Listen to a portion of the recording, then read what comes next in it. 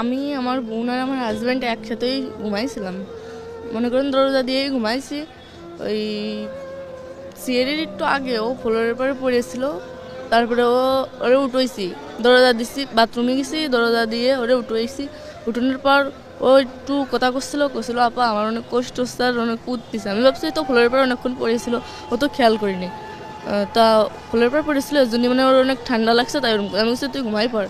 তারপরে সকালে যে সময় ওর কইছে যে আমার সাথে আমার তাও এরম করছে। আমার হাজব্যান্ডও ছিল, মানে ও করছে যে আমার ভাইও ছিল, ভাই দেখছে, মাও দেখছে, কিন্তু কিছু কইনি।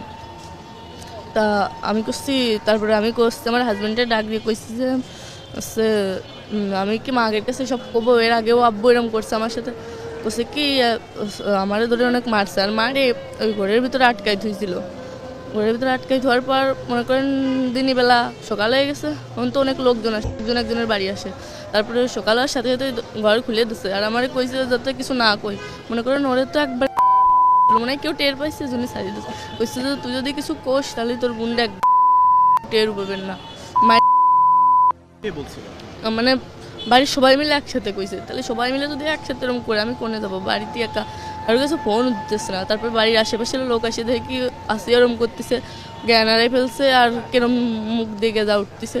তারপর আমি সেই সময় ফোন নিয়ে আম্মুরে ফোন দিছি। সবাই কইছে আমার শাশুড়ি, তারপরে সবাই কর পরে নিয়ে গেছে হসপিটালে। নেওয়ার পরে আম্মুরা যেই গেছে, আমার আম্মুরা সেই সময় আমার শাশুড়ি দেহেই পলাইছে। আর বাড়িতে আমার শ্বশুর ছিল, আমার দেবর ছিল, আমার হাজব্যান্ড ছিল, ওনারা তিনজনই পুলিশ গেছে আর পলাইছে। মানে বেশি যে সময় লোক হয়ে গেছে সেই সময় পলাইছে। আর আমার সাথেও এরকম এর আগে একবার হয়েছে। তা আমি বাড়িতে জানাইছি, আম্মুরা মনে করেন বিশ্বাস করেছে আমার আম্মুরা, কিন্তু মান সম্মানের বইতে আমার আবার বুঝোই পড়ায় দিয়ে পাঠাইছে। আর ফোনে কইছি, অনেকেও বিশ্বাস করিনি। আমার হাজব্যান্ডে কলেই আমি যদি কই যে আব্বু আমার সাথে এরকম করে, তাহলে আমার ধরে খালি মারে, কয় কি তোরে মার মানে আমার বোন যদি সেদিন আমার সাথে না থাকতো, মনে করেন সেদিন আমার সাথে ওরকম কিছু হতো। এর আগে কিরকম করছে আপনার সাথে একটু? মনে করেন আমি বাথরুমে আইছি, আব্বু আমার মানে আমার শ্বশুর আমার পিছন থেকে জড়াই ধরছে। মানে ও কিছু করতে চাইছিল, কিন্তু মানে মনে করেন সেই সময় বেশি রাত না, রাস্তাতে লোক যাচ্ছিল, এর জন্য কিছু করিনি। মানে আমার হাজব্যান্ড তো সব জানে, ওই দরজা খুলে দিচ্ছে। মনে করেন যে মানে কেউ টের পাই মন জায়গায় সেরে থুতো যে কেউ জানতো না। মানে যখন দরজা খুলছে আপনি কি জানেন মানে কয়টার দিকে হইতে পারে?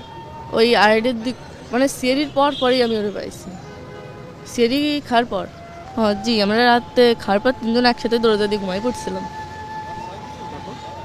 তারপর মাঝরাত্রি ওরে পাইছি, মানে সিঁড়ি খাওয়ার পর আমি বাথরুমে উঠছি, যেই দরজা খোলা।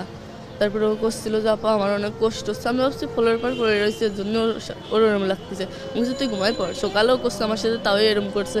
ভাই দরজা খুলে দিচ্ছে, কিন্তু ভাই হচ্ছে কিছু কই নেই, মানে কথা কথি পারতেছে না, অনেক কষ্ট হচ্ছে। আমি বুঝতেছি, আমি যে মা আগের কাছে ফোন দেবো, ফোন টোন কেউ কিছু দিতে দিই নেই। আর করছে যে তুই যদি কারোর কাছে কোষ কিংবা তোর বাপ মার কাছে ফোন দিস, তাহলে করলাম তোর বোনরা যেটুকু আছে, কেউ কি চায় তার বোনরে হারাতি? হাজার কষ্টের ভিতরেও কেউ চায় না যে তার নিজের বোনরে হারাতি। সে তোমার নিজের বোন, তাহলে ওর সাথে বেশি কষ্ট মনে করেন যে আমার বাড়িতে আমি জানিও কিছু করতে পারিনি।